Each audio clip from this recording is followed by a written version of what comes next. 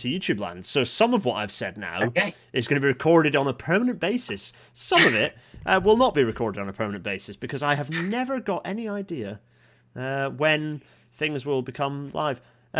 Michael C, it hasn't just changed to being in 15 minutes, it's happening now. Everyone who's watching, hello to all of you. No, I'm not going to talk about buffer stops at all in this episode. I absolutely refuse to talk about buffer stops, given that it apparently has filled up all of my mentions on Twitter for the last 2 days now. I didn't realise that people cared this much about buffer stops. Anyway, good evening, everyone. Welcome to Rail Natter.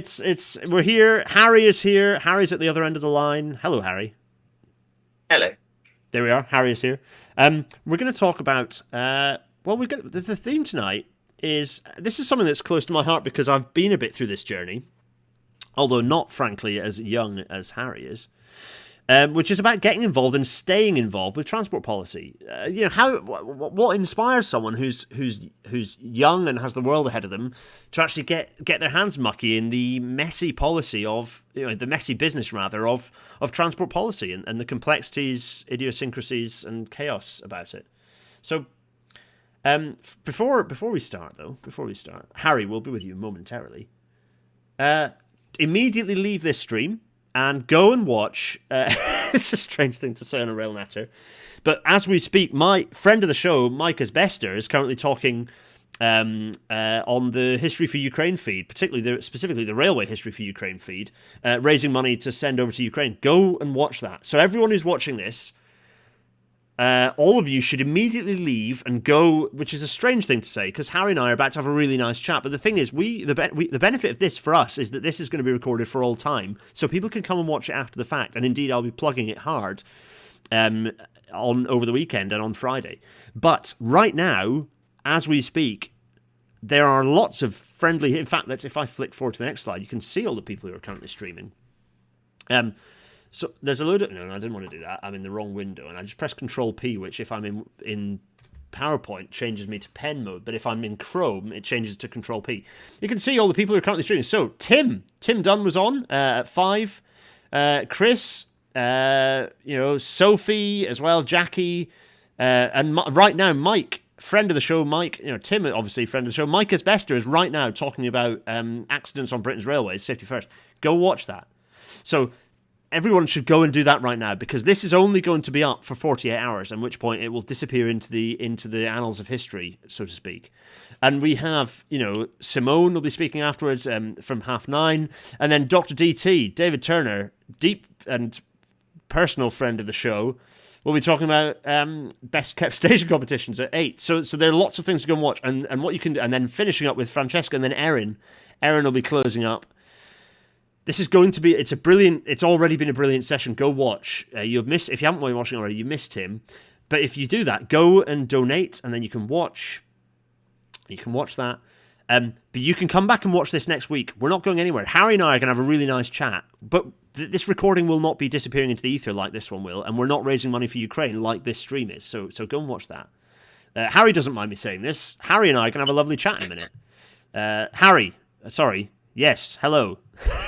Hello. It's a strange thing for me to be doing to tell people to go away, but we're gonna have a nice chat. Yeah, it is. It is strange. Yeah, Harry's like, why are you doing this? This is my Rail Natter episode, and you're telling me to bugger off. No, I saw it on Twitter earlier. I know, Harry. This is not me telling people to not watch our show now. I'm gonna be encouraging them to come watch it later. We're gonna have a nice time. We're gonna enjoy ourselves with a cup of tea and having a nice chat. But such is the weird world of raising money for charity with a lot of friends doing so. So this is my strange, the strange situation of a Rail Natter being on the same evening as this event. It's such as life. It happens. But right, enough of that.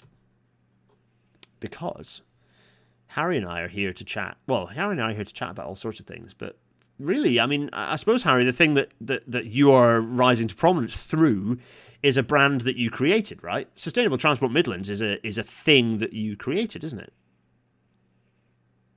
Yes, it is, says Harry. Yes, yeah. Sustainable Transport Midlands, yeah. Sorry, we're lagging out a bit, but I'm hoping it'll be all right. Yeah, I know, right? That's fine. Yeah, there's a bit of lag. Don't worry, there's a little bit of lag happens. We're not going to worry too much about that. There's lots of people already saying things. Everyone's just harassing about buffer stops. Good grief. I didn't realise buffer stops was going to just basically dominate my life from yesterday onwards. I'm so sorry. Mike Wooldridge is pointing out that Tim's segment was absolutely fab, worth catching up on. Everyone's going to binge it tomorrow, so they're sticking it. Yeah, okay. If you can watch the History for Ukraine feed tomorrow, and you can watch Rail Live right now, that's acceptable as well. But make sure that you donate, because the whole point is to raise money. Yes. So, lots of chat going on. Right, I need to reset myself. So what I'm going to do is press this button here, which is the two of us here. Harry, hello. We're now visible to the masses. It's fine. We're here. There's a bit of lag. Sorry, everyone. There's a bit of a strange lag coming through. This is because, as you might notice, Harry is currently inside a canal boat because he lives in one. There it is. Yes, yeah, I do. Which canal are you actually living on? Which canal is it? The Grand Union Canal near Weedon Beck, so Northampton-ish. Very nice. I mean, it is the ultimate form of sustainable transport was canals. And Exactly. indeed, you're living on one, so it's both a transport and a housing device. There's multifaceted manner of which people could communicate across water paths. Well, maybe that's one for another episode. Is we can talk. You and I can talk about canals for an entire hour or two. I actually adore canals and the history. You want my dad? Well, so canal culture and there's a whole aspect to society that has been almost totally forgotten. A genuinely fascinating facet of history that's just been lost to the annals. I hope has been recorded by some and others. But it's very. Anyway, we could basically, yes, Harry. Maybe we should have the Burr Dennis Canal episode where we make that magic happen. But for now, I'm very pleased to have you on to talk about how on earth we get young people involved in talking about what potentially could appear to be quite a dry subject, which is transport policy and what transport can achieve for the future. I've just been at a meeting of the National Rail Museum's kind of got a new gallery. It's going to be the Futures Gallery, and a lot of the discussion there is about what the future might look like for transport and how railways fit into that. And so for me, it's really exciting and important to talk to. Sadly, I'm no longer young people. I used to be young people. No longer am I young people. So it's nice to talk to real young people about what the future of transport looks like. Basically, we're going to do that. And so if I whiz back to No Face in advance of the intro kicking off, we're going to talk. We're not just going to talk about Sustainable Transport Midlands, although we will. We're going to talk about your story and how you got into this, why it's captured your attention in the first place, and what, as an industry, we can do to keep people like you engaged. So, without further ado, I'm going to kick off tonight's episode. Everyone who is watching, and for those who are watching after the fact, welcome to tonight's Rail Natter.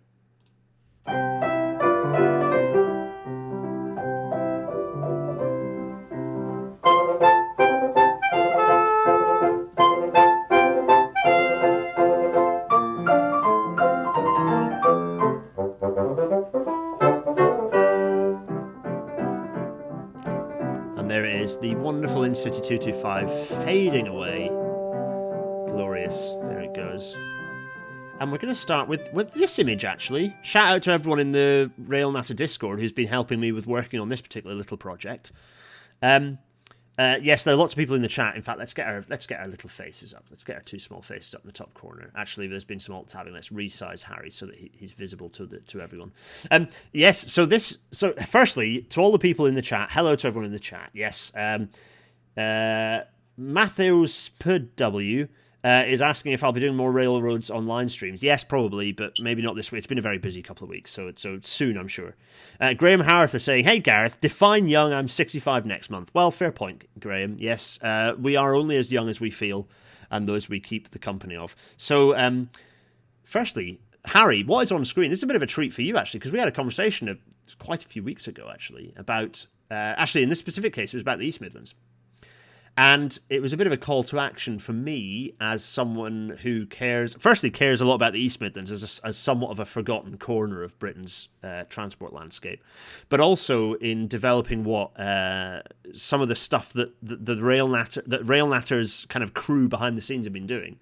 And we are trying to develop an algorithmic approach to defining what a suburban transit network might look like. And so what we're looking at now is a definition, not necessarily the definition, but a definition of the East Midlands. with lots of little population nodes that you can see here, rather than little kind of predefined areas. These rather sort of than legally defined areas. These are lots of little population nodes, as you might call them, and using these population nodes to define a way of shaping a future network and a possible network. And this is very much a work in progress. So I'm shooting to Will and Xander and everyone who's been working on this, and Deirdre. Hello to those of you who are here. Oh, in fact, Deirdre is here. Hi, Deirdre. Detour on the YouTubes. Yes, this is a work in progress, but it's a bit of a hint as to some of the stuff we're working on. And Harry, you and I had this conversation, which is what initiated this discussion. And there will be a future episode where the finished product of this process is put up, and maybe you and I can chat about it then for a future episode. But the reason I put this up is because you and I have this conversation because of some of the exciting things you're doing in defining what a strategic view of the network might look like. And it got me thinking, it got me very excited. Firstly, why is a young person who isn't me, with admittedly very strange tendencies, why are other young people getting excited about transport policy? What's happening? And so I thought, well, let's talk about that. Let's get Harry on and have that discussion. So if I go to Big Faces, I'm going to have to resize you again because this is the way that it's working. It's fine. Harry, I mean, firstly, welcome to Rail Natter. Also, I apologise for my webcam, which appears to be just bleaching me horribly. But Harry, firstly of all, introduce yourself. Tell us who you are, and then maybe talk a bit about how you started getting excited about transport and transport policy. Yeah, well, I'm Harry Burr. I am Chief Executive at Sustainable Transport Midlands. I'm also currently leading on one project within the organisation, Daventry Transport Development Group. I'm sure we'll get into more advanced talks about it later. And I was also recently made Young Persons Ambassador at Rail Forum Midlands, which is a national industry body. You may have heard of it. Absolutely, yeah. And what kind of got you excited? And what, I mean, you're a young man, a very young man. To onlookers, be quite a dry subject. What interested you in it? Yeah, well, I grew up in Canterbury, the Canterbury area, not the city itself, but a suburb on the coast. I grew up there, and Kent is known for its very rich transport links. Not just rail, it's bus, it's all sorts of transport links and road. So I was used to hopping on the train from Birchington-on-Sea and taking a train into Ramsgate or into Canterbury or into one of Canterbury's stations or into one of Maidstone stations, 3 of them. And I moved up here, and Northampton has 1 station. And when I moved up here, the station was absolutely horrible. It was, I would compare it to a barn. Northampton's old railway station, and it was recently rebuilt. I say recently, about 10 years ago, 2012, it was rebuilt, and admittedly it's a lot nicer. But Northampton is the largest place in the UK that only has 1 railway station. Reading has 2, coming on 3. Yeah. Canterbury has 2. Maidstone has 3. London has loads. Birmingham has loads. And yeah, that's one of the first things I noticed when I moved up here, the lack of any sort of infrastructure except roads.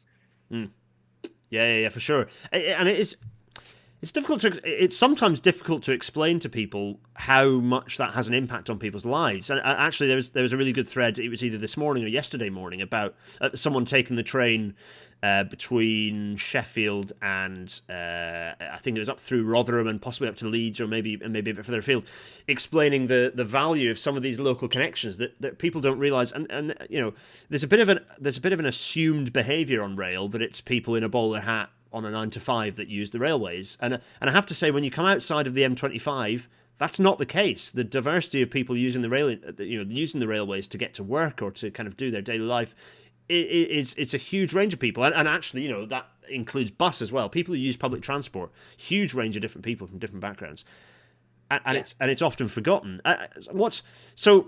So you kind of came up to Northampton. You sort of started experiencing rail outside of the south and the southeast. But I suppose the next question really is what.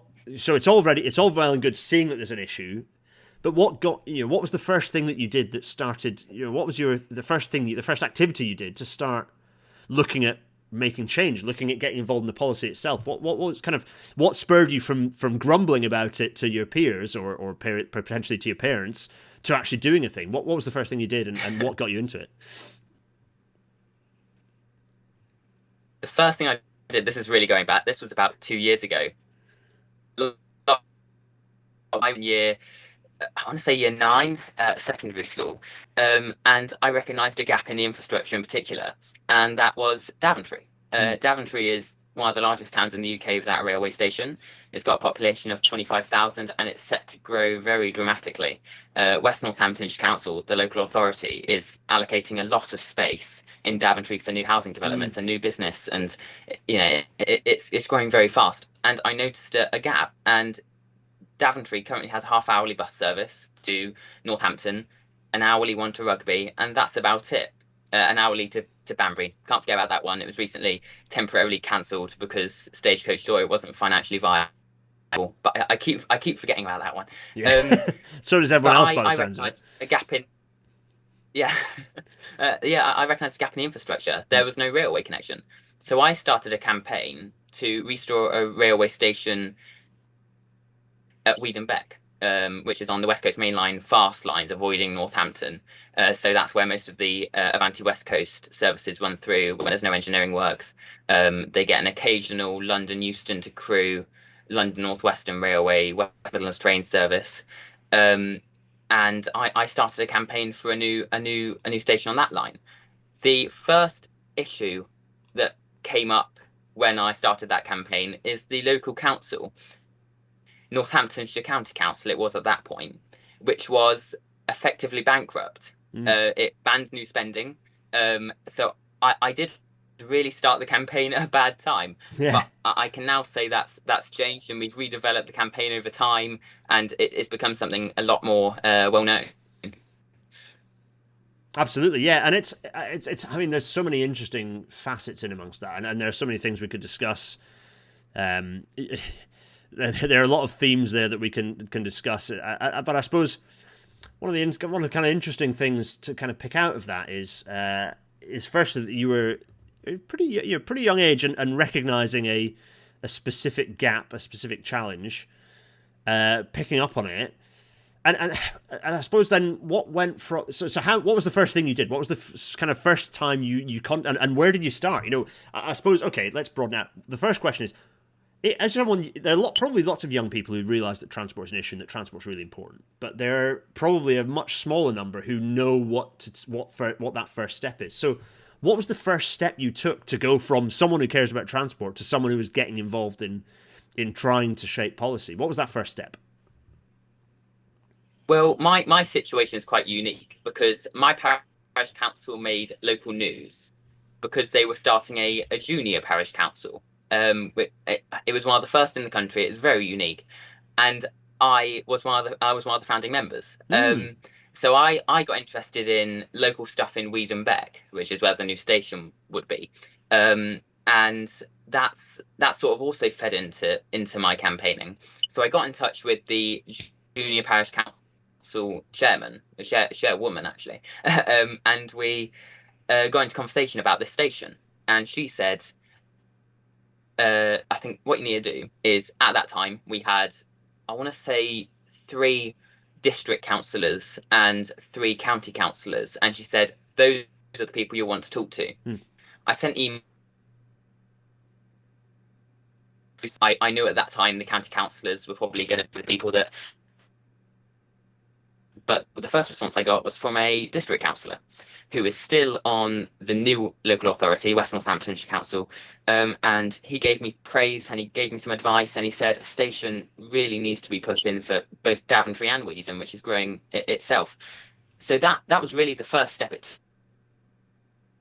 And then I started to realise that the county council, was bankrupt. I didn't know at that time because I was 13, so I wasn't particularly political. But I didn't realise the council was bankrupt until I had an email exchange with this councillor, and he explained the new council was coming into place. And when the new council came into place, that's when things started moving. Interesting, yeah. Apologies to everyone on the feed. Harry's internet is I mean, firstly, Harry's in a canal boat, so we have to praise the miracle of modern internet. But also, yeah, sorry about the choppy internet, everyone. Harry is, as we speak, closing as many things sucking internet as possible to improve the feed. But yeah, so no, we did get most of that, Harry. So that's fine. So you started contacting councillors. That was your sort of first step. Sort of talk. And what did you do? Did you just sort of, was it a short email kind of going, the reason I'm going into this detail is because there might be people watching this who are very curious about how to do exactly the same thing themselves. So did you write a long rambling email, or was it quite a short snappy email, or was it an email with some attached detail? What was your approach?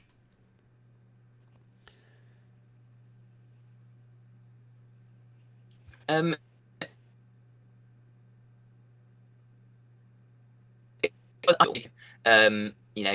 the station would be, the sort of services that would be provided at the station. But at that time, I didn't know the Northampton Loop and the West Coast Main Line were different things. I thought they were all one line because I wasn't really as knowledgeable then. It might sound stupid, but I didn't really understand then. So I said it would be provided by London Euston to Birmingham New Street services.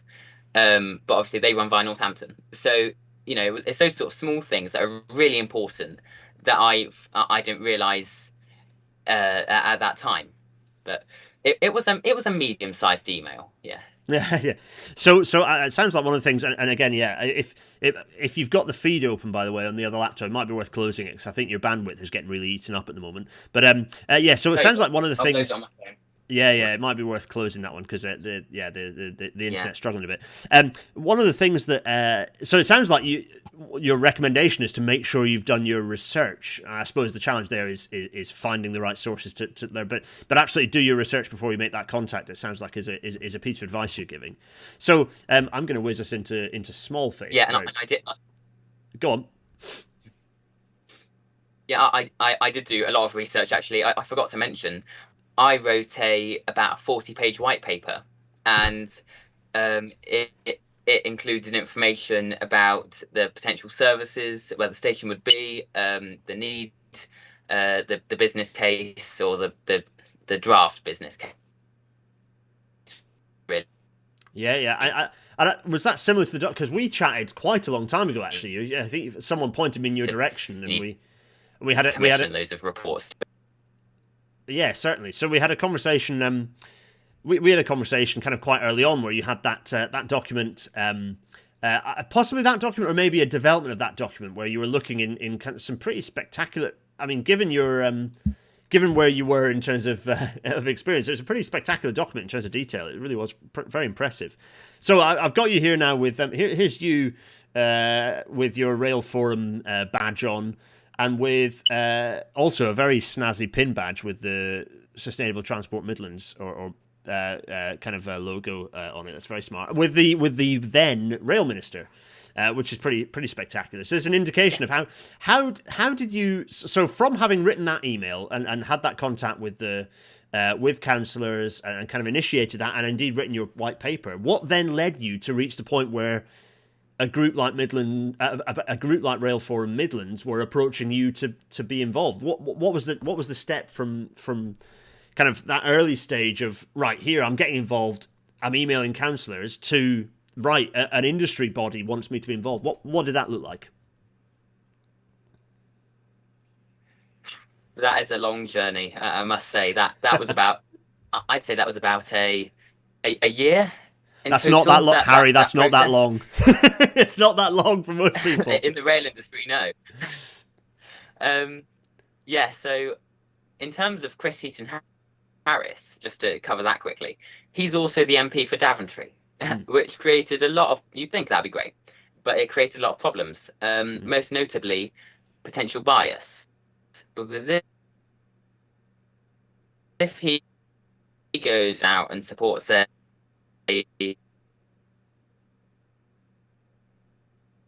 Western town, then for Natter, because he was in the Foreign Commonwealth and Development Office for a minute, and then he got shuffled again. Yep. To I think, to remove the conflict of interest. So I have a meeting with him next Friday to discuss the current proposals for Daventry. But yeah, that there was a big issue in terms of Chris Heaton Harris. Nice guy.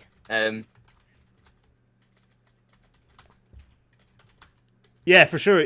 He's so I've had some interactions with Chris Heaton Harris. It's about rail accessibility, which were quite positive. And then it's interesting. It very much felt like he was it very much felt like he was stymied a little bit by the DFT around him, and then he's been moved on. So there's not much you can do when you're a minister and you spend so little time. It's very difficult to kind of Anyway, it's a challenging one, isn't it? DFT is an interesting beast, and yeah, you're right. With being a local MP, it can be challenging to kind of see where you. To ensure that yeah, exactly, you're right. You don't go and get accused of bias, so there's a risk. I mean, it's a nice thing to have. I'd prefer more ministers to be in the situation where they're uncomfortable with doing too much for the local region. We often find that ministers are doing the opposite. They're doing as much as they can for their local region at the expense of others. But anyway, so you had that discussion with Chris Heaton Harris. What that's there's still a bit of a gap there to how you then got involved in Rail Forum Midlands. So what else? What was the next step? What was the next step there? I'm going to quickly switch to my phone hotspot. Keep that in your mind. I'm going to switch to my phone hotspot because I'm in Northampton and as everyone watching, I'm hoping that will sort out the Wi-Fi issues that are very clear to me. That's fine. Yeah. Everyone who watches Rail Natter realises that this is a hello to that everyone. question in my head. Yeah, that's it. Harry's head is going to change size several times, and indeed it might disappear. I'm going to hold the airwaves because I have that capability.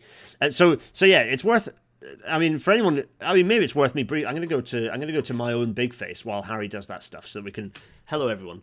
Because it's interesting to talk about my. So while Harry does that, and Harry might hear me chatting away, so that's fine. You might hear the Skype noise in the background as well, so that's fine.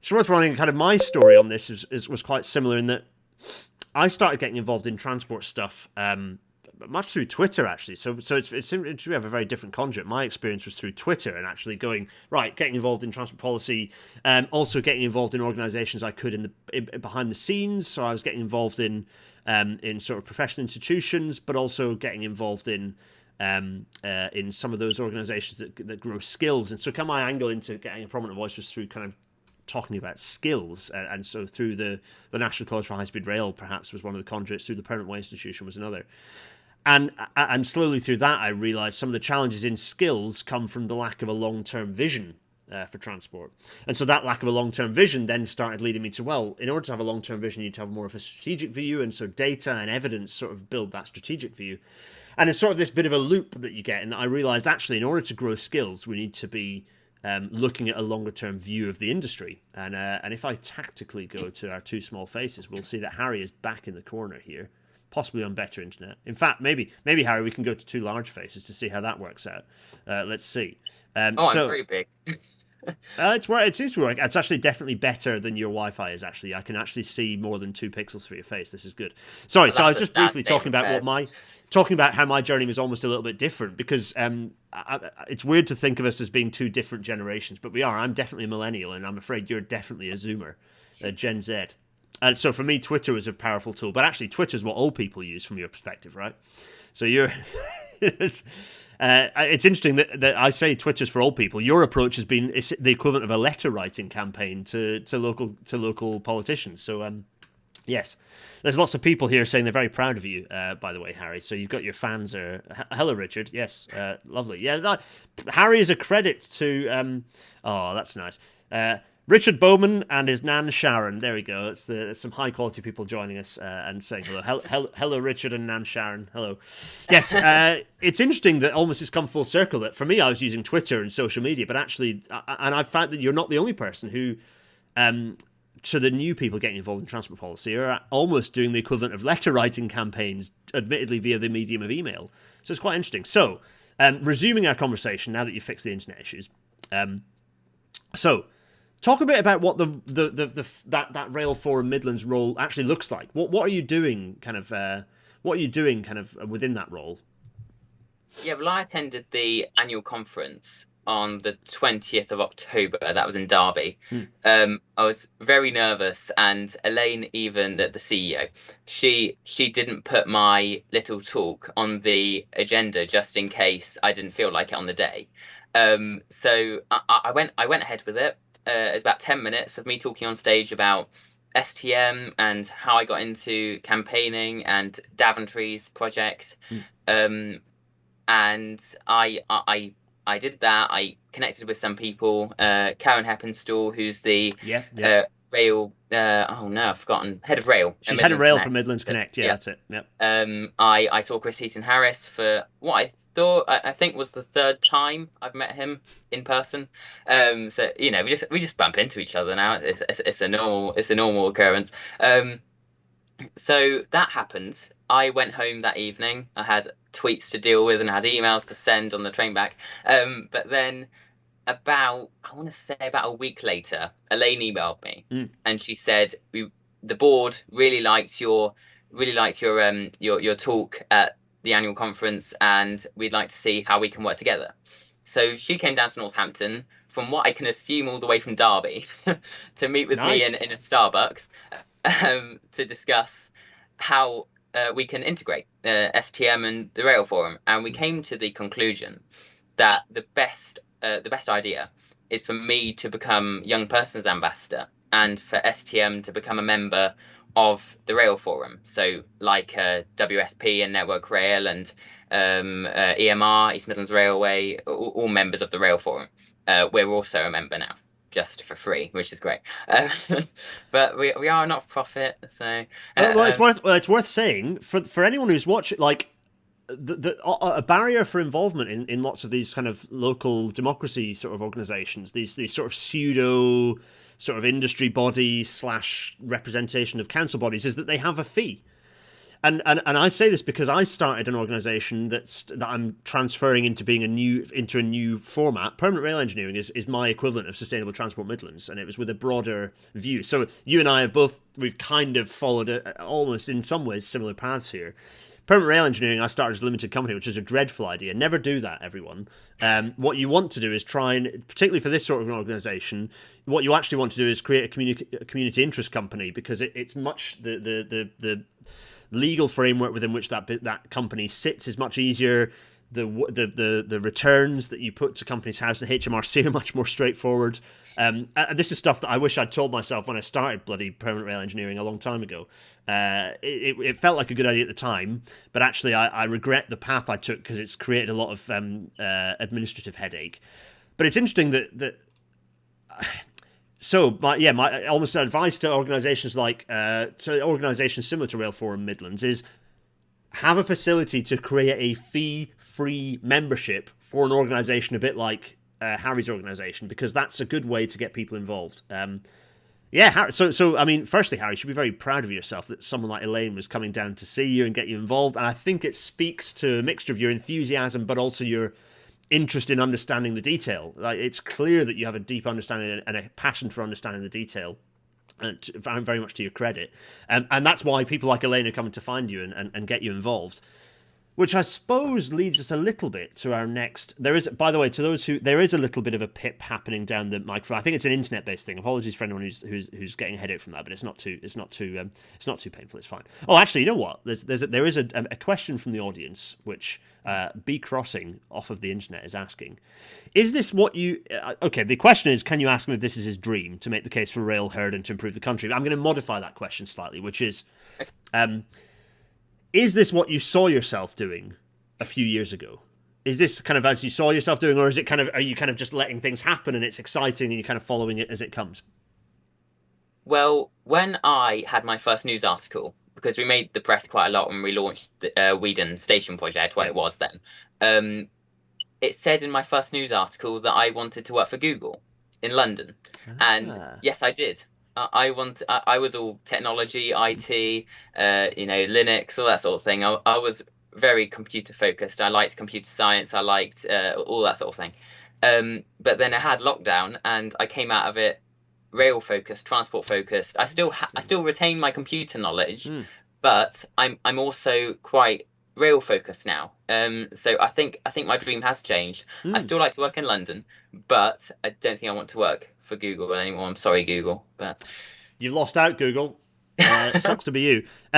Harry, that's interesting for a number of reasons. So there's a lot of people in the Rail Natter Discord server who are very young, perhaps not as young as you actually. You're a credit to your generation, but there are people who are kind of between my age and your age, which I think is the young people bracket. That kind of bracket.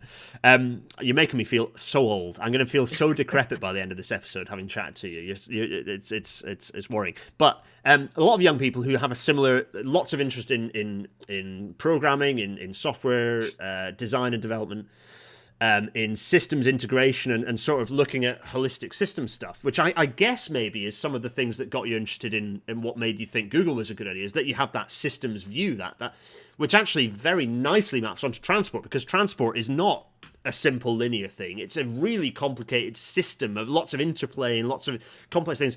I'm increasingly getting the feeling that a lot of young people are actually, frankly, because education is so much better for your generation than it was for people for both of our generations, so much better than it was for people who are older than us. Education is vastly better than it ever was in the past, and I think that's helped people to have a much better critical thinking and systems view. Do you think that systems thinking is helped? Do you think partly is that what's fed your interest in transport, but also is it?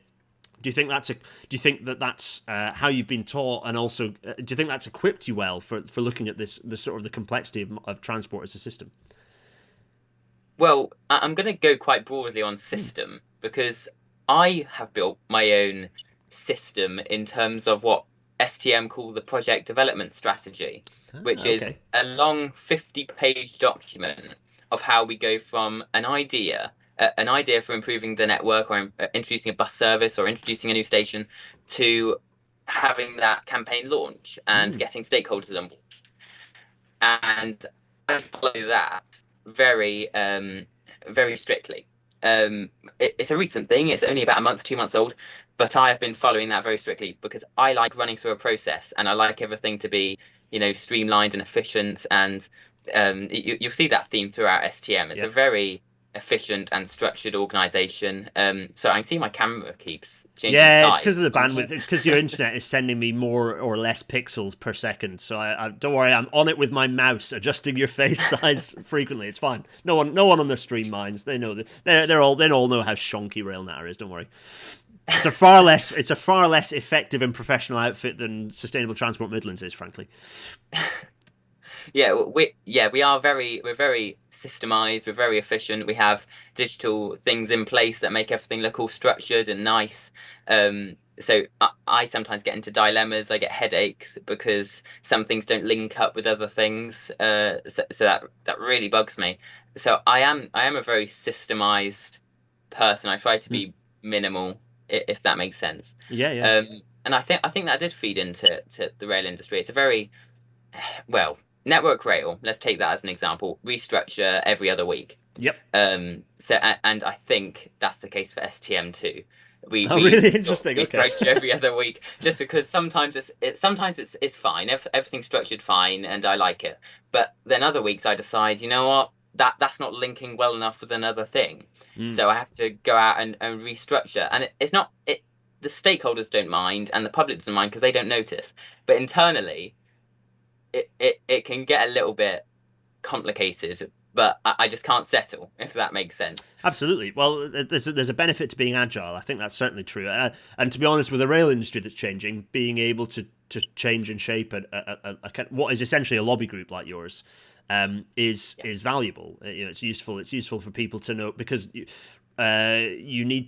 essentially need to mark opposite numbers in various organizations with, it might be the same or it might be one person covering lots of ground, but actually the industry structure changes, or indeed your understanding of the industry structure might change, so you need to be agile to kind of keep up to date with that. So it's absolutely, I'd say being agile is really important. And one of the things that's interesting, I mean, firstly, you need to it'd be interesting for you to share your that 50-page document with some of the rail reopening campaigns that exist. So, So probably the most mature organisation in terms of rail kind of rail reinstatement campaigns is probably the campaign for Borders Rail, because they've had more success than probably any other. But other organisations, such as, okay, I'm staying in Scotland, but the campaign for North Eastern Rail, so the campaign to look at both the Deeside and Buchan railways, it'd be interesting for you to compare your strategy with their approach, which is having some political success at the moment. I'm kind of supporting them on a few things. But there are obviously plenty across the country, and some of those are looking at reopening railways for nostalgic reasons rather than strategic benefit. Others of those do see a strategic value and a place for their railway within the broader whole. To what extent do you feel that, from your experience of what you've seen across the country, to what extent do you think rail reopening campaigns see a strategic benefit, or do you think there are still quite a lot of campaigns that are perhaps stuck in a view of, well, our railway should be open, shouldn't it? It was open, so it should be open again in the future. Well, what's that balance? Do you think generally there is a pretty good systematic understanding, or do you think there are still a lot of people who just feel like their railway ought to be open again because it was in the past? Yeah, well, first, those I've seen someone in the chat before I had to shut my phone off because it was messing with my laptop. Ask whether they can see the white paper that I wrote.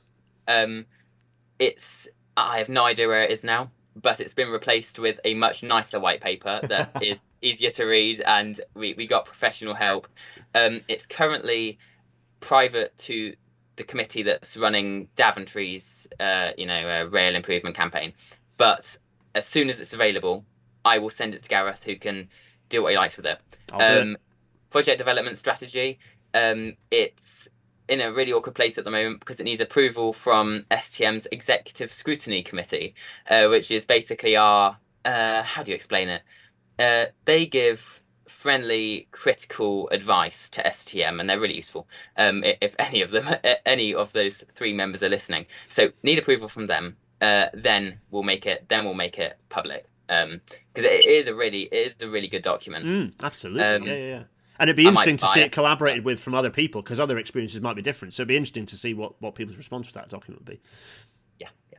I'm trying to remember your question. Oh, now. So yes, it was your experience of to what extent are so where you've got involved locally. Yeah. Yeah, to what extent are people... Yeah, you know the question. Strategic view, systematic view versus a little bit of rose-tinted spectacles. Yeah, there's a real mix, because I won't name any specific campaign groups. I'll just give examples, and I will try not to name specific ones. Let's take Northampton as an example. Northampton has no direct rail links to any place in the East Midlands. It's except Long Buckby Station, which is also in Northampton. It's just north of Northampton on the same line. So there's a few efforts to reopen lines. There's 3 potential lines that could be reopened: Northampton to Market Harborough, Northampton to Wellingborough, and Northampton to Bedford. It's been called unrealistic in the past to reopen Northampton to Bedford because there's not many settlements on the route. And it's the longest of all 3 of them. So STM would support reopening Northampton to Market Harborough and Northampton to Wellingborough, because they're the 2 we see as being most sensible and having the most support in the past. So West Northamptonshire Council seem to like the idea of Northampton to Market Harborough.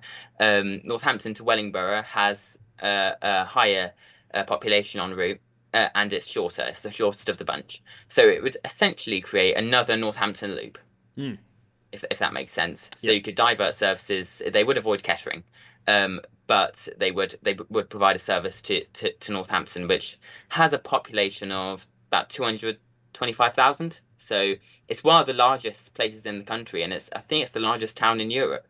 So it's an important place, and it has no link to its own region at the moment. Absolutely. So in terms of how that links back to your question, some campaign groups are a little unrealistic, and they just do things for nostalgia, and this railway used to exist, so let's reopen it. But in my opinion, and I spoke to one of my volunteers about this the other day actually, we shouldn't reopen railways, we should open new ones, and if they use an alignment that already exists, then great. If that That's makes sense. That's literally a rail Natter quote. Everyone see it. It's disseminated. It's precisely a quote that I think I put up after the Woodhead or possibly the Great Central episodes, where I was saying, like, yes, absolutely, like, we should not be reopening any railways. We should just be we should be looking at new railway lines that might happen to make use of a former railway alignment, which is great. That might be useful. In some cases, that can be a hindrance rather than a help. But yeah, no, absolutely, vigorously agree with that, Harry. Seems like everyone, the young people of the future. What am I saying? Yes. No, that's absolutely. There were certain parts of the Great Central Main Line. Yeah.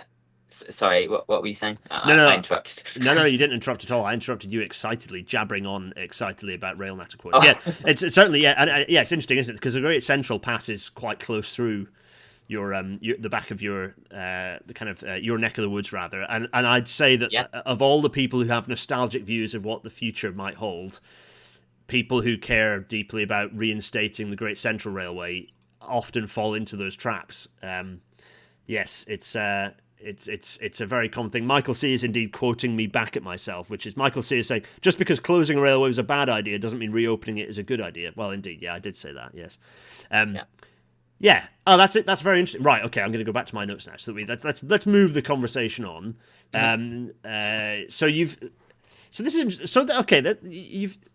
an interesting little theme here is, so we've talked a bit about what is people's perception of you as a youthful gentleman. And I, to be honest, I still experience this now. And let's face it, it's probably one of the least important isms that's out there. But people still talk down to me because I'm a much younger person and they expect to be talking at them with a position of perhaps some of the things I'm saying they'd expect to be coming from a grey bearded older person. And that can be problematic actually, and I find that it's a thing. It's probably, let's face it, given my demographic, one of the few things I have to overcome in my position. But it is, people talk down to me because I'm younger and therefore they don't expect me to, or they don't trust my experience. Have you found that? Firstly, how do you overcome that? And is it a problem? Do you see it as less of a problem? How has that impacted on what you're able to do? Yeah, there's two ways to come at this. One way is how stakeholders react, and the other way is how my friends react, and my family, actually. So the stakeholder and the public side of things, the first news article that ever went out was on the Northampton Chronicle, it's probably still there, was about the Weedon campaign for the new station in Weedon. And the reactions were good. And it's because Northampton Chronicle is local to Weedon, and everyone in Weedon wants a new station, or almost everyone wants a new station. So the response to that was great in general. There were some people telling me to go and play with my Hornby train sets or whatever, but I ignored those comments. But then it got to the BBC, and it got to not so much the rail industry media, because they all loved it. But the BBC and mainstream media, regional news, there was some great responses, and I got some help from there. People noticed it and helped me. But there were also some people that are just downright idiots about it. Ageism, it does link in, and it's unfortunate. But some people just don't take me seriously because of my age. They just say, how sweet," and they dismiss it, if that makes sense. Yeah, for sure. It's and it's almost like not a nice thing to say. That will continue for quite a long time. I still get that. So people don't say it quite as explicitly, but yeah, absolutely. People still say, "Oh, well, that's nice that you're enthusiastic about railways. Lovely. You'll grow out of it." It's like, "Oh, will I?" Well, maybe not. Much as you've been, stood next to ministers, part of Rail Forum Midlands, you have Sustainable Transport Midlands, and they're like, "Yeah, I was at this Transport Select Committee giving evidence," and they're like, "Oh, it's nice that you have enthusiasm, but you'll grow out of it, and you'll find that you struggle to keep up with all these things, and eventually you'll become a sad, tired old man like I am." It's amazing how often people kind of have that to say, and indeed had that to say quite recently. Yes. So for anyone out there who's getting involved, my advice to you, Harry, and I don't think you need to hear it from me, frankly, because you know it yourself. But for anyone else who's out there, just ignore those people. Just ignore them. It just doesn't matter. They're probably bitter that they haven't achieved what you have. And Harry, that's certainly the case for you. You've achieved incredible things already, and it's exciting that you're not even out of bloody school. What you achieve when you have a chance to have all of your time not focusing on revision and exams, but actually to focus on this stuff is very exciting, and you're going to be a really positive asset for the for not just the railway industry, but actually sustainable transport more broadly. Which, given the time, and the fact that I'm getting RSI from resizing your face, I'm gonna bring us on to kind of the last theme, or the last couple of themes actually. So the first thing I kind of, we've got you here. Clearly, you're passionate about being involved in the industry, which is great. It's absolutely fantastic. But how do we keep you involved in the industry? What are the things that the industry can do to keep you and people like you engaged, keep you kind of connected with the way that, not just, the industry is evolving? How do we keep you involved in that? I think there's also two sides to this story. One of them is people that just use transport, and the other is people like me who take part in developing the transport network. Yeah. From the people that use transport angle, there's a knowledge gap, and in places like Toaster, where I go to school and where many of my friends live, there's hardly any bus routes, so people just don't use the buses, and they don't know how to use them because they can't use them. It's 2 hourly to Northampton, which is ridiculous. Useless. 10,000 people live in Toaster, and there's a 2 hourly bus service to a town that's nearby. That's it. So they just don't know how to use buses, and then they have to change in Northampton and walk 10 minutes to get to the railway station. And then they don't know how to use the train. What are those things at the gate line? What are those things that have holes in them? So someone asked me what a connection was the other day. And how are those people then gonna, how are those people then expected to somehow magically use public transport later in their lives? They've been conditioned against it. Yeah, for sure. And then I go down to Kent and I go and, I don't know, travel around with my cousin, which I do quite often. I go out on the trains. We go up to Tonbridge from Dover Priory or all these sort of places, and he knows how to use them like it's normal. Yeah. But in Toaster or in Northampton even, there's people that just don't know how to use public transport. It's absolutely. And so that's one side of it. But what about the other side? What about the keeping? I mean, how does the industry keep you engaged? What are the things that, as an industry, as people who are perhaps watching this who are more senior, what can they do to keep people like you engaged in shaping things? Well, I found some 2 great work experiences. I spent a week of my time. I'm given 2 weeks work experience allowance in year 10. I spent a week of that with Network Rail in Milton Keynes. That was during COVID, so most of it was online. But ironically, I had a meeting with someone in the Network Rail Milton Keynes office anyway, on an unrelated matter about Daventry. So I got to meet some people I was actually working with online, which is ironic, but it was nice. And the second one was with SLC Rail in Birmingham, who are a transport consultancy. They're quite big in terms of new stations, so they were a perfect fit for me. I spent a week with them. I think it was 2 days at home, 3 days in the office. Well, I say in the office, it was mostly out and about. We went down to Worcestershire Parkway to have a look at the station. That was their station. They helped build that.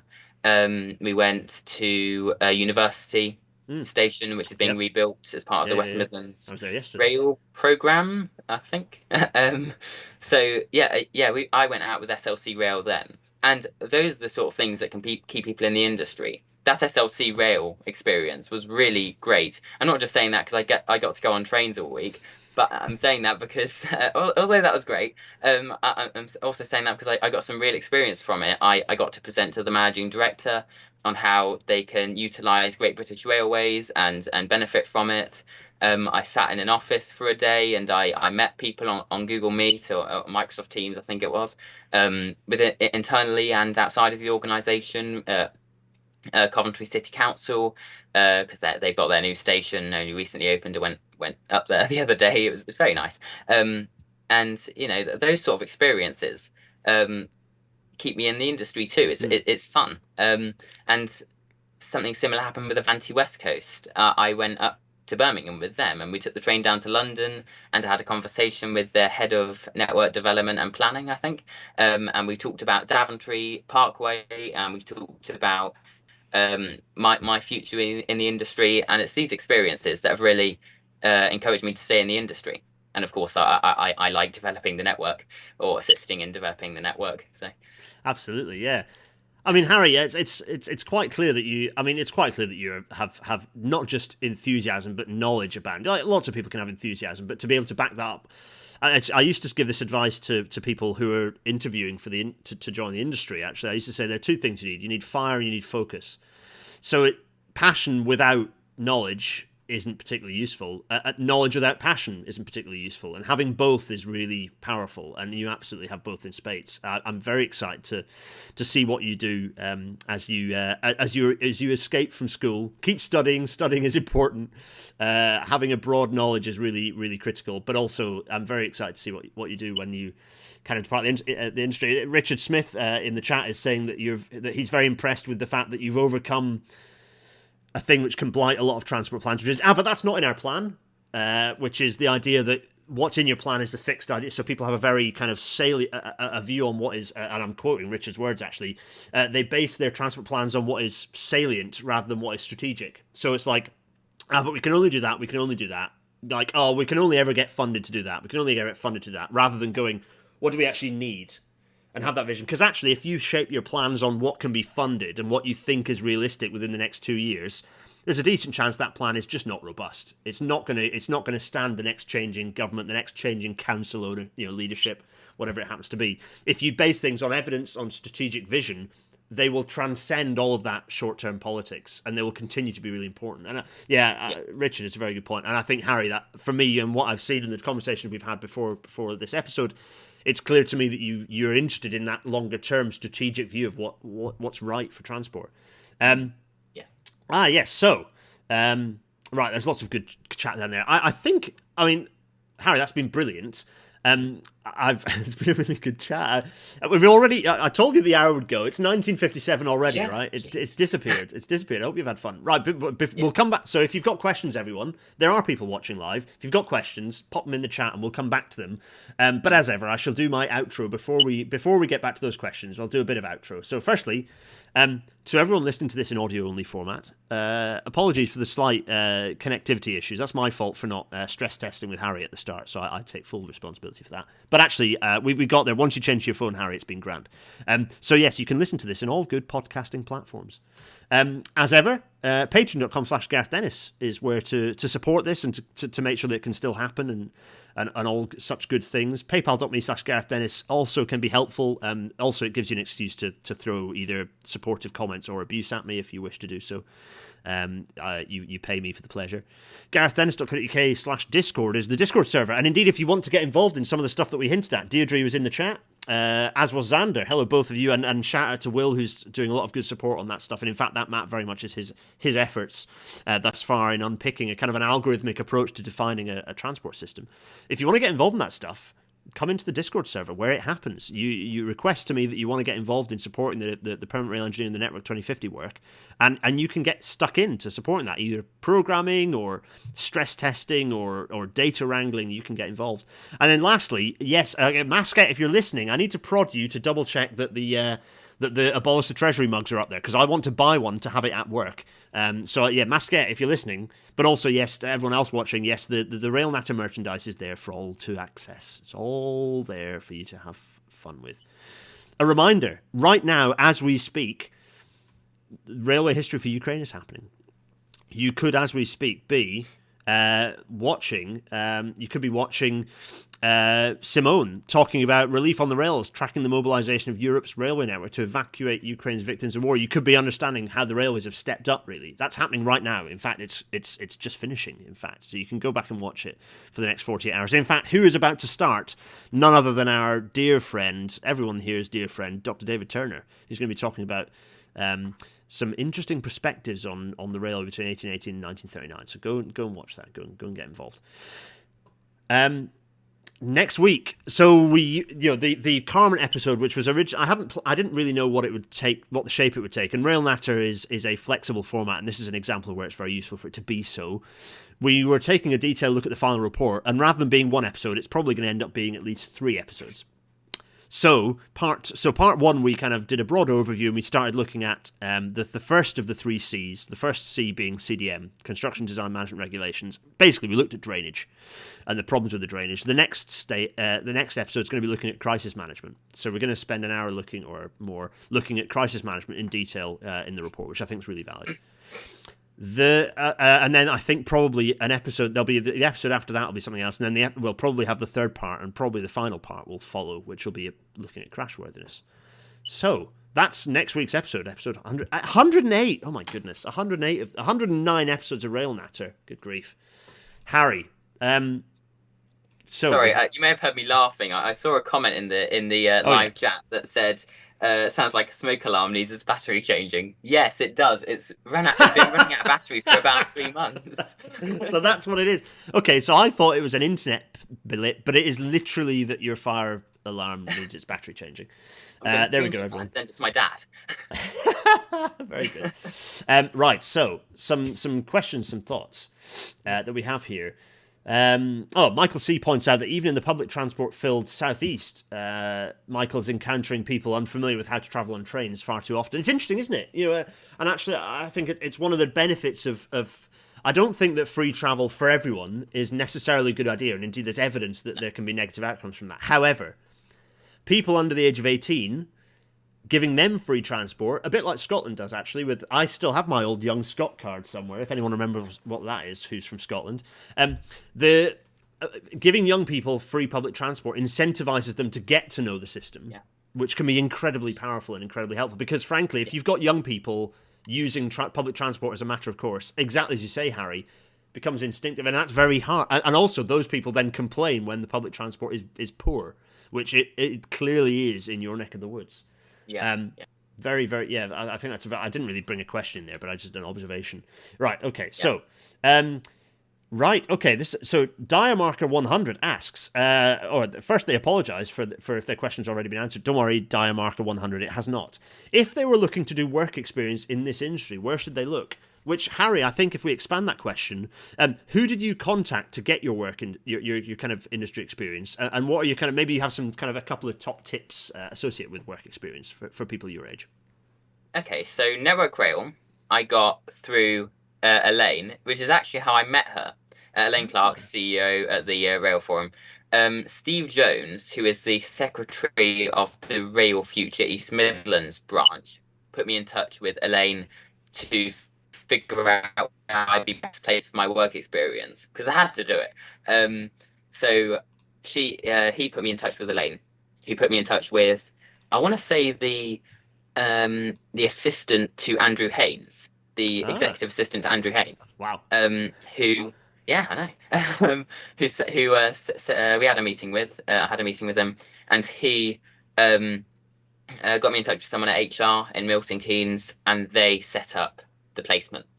So I'd say where to go. Rail Future might be a good place, to be honest. They have a lot of industry contacts, and even a place like the Rail Forum, they're very they encourage young people, me included.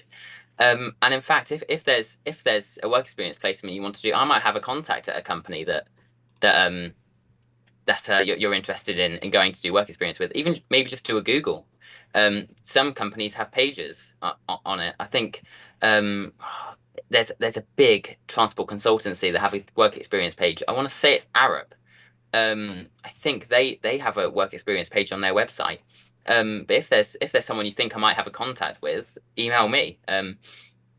There you go. I mean, that's powerfully useful advice. Diamarker 100. I hope that's a useful answer. Oh, Michael C is quite pleased with that evidence as well. In fact, I know quite a few young people who are who'll be watching this, who that's quite valuable advice for. Actually, we've not had any specific questions, which I think is nice, because I think it's a nice way to end actually on that, which is a bit like you giving back to potentially other young people who are wanting to get involved. It's nice that we're closing out on that point.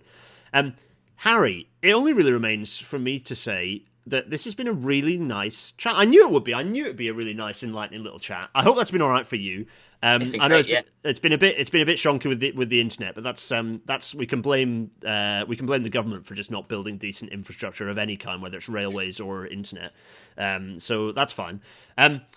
Harry, we might well have you. I might well have you back on for the East Midlands episode, but certainly it'd be interesting to when we finalise that sort of algorithmic approach to a transport network. It'll be very interesting, and kind of we said this behind the scenes, didn't we? It'd be interesting to then compare that with what you've, what's being proposed, shall we say, without giving away too much. What's being proposed elsewhere? Let's put it that way. So I'm quite excited to have that discussion, and maybe we'll record a little bit and snip it into that episode. Actually, that could be a cool way to do it. But short, there's lots of very pleased people. Okay, yeah, there are people pointing out that focus and fire, or focus without fire, can be very draining. Yeah, agreed. And yes, Lewis is saying go to the hashtag careers channel in the Rail Natter Discord server, because lots of people in there, including rail industry people, are there. We drop work experience, we drop job opportunities, so that's a really good place. If anyone watching this is interested in job opportunities, the Discord server, actually, the Rail Natter Discord server has a lot of those. They get flung up, and people like me and Lewis and others who are kind of early or middle career are always keen to offer advice. So yeah, absolutely. I joined yesterday. I know I should have joined earlier, but I'm gonna keep an eye on it. I'll open it every now and again. I'll check what's going on. Nice one. That's exactly. Sometimes the Discord server can be a little overwhelming. My recommendation for anyone who's a little overwhelmed by it is to not worry about keeping on top of everything. Just check into channels that look interesting.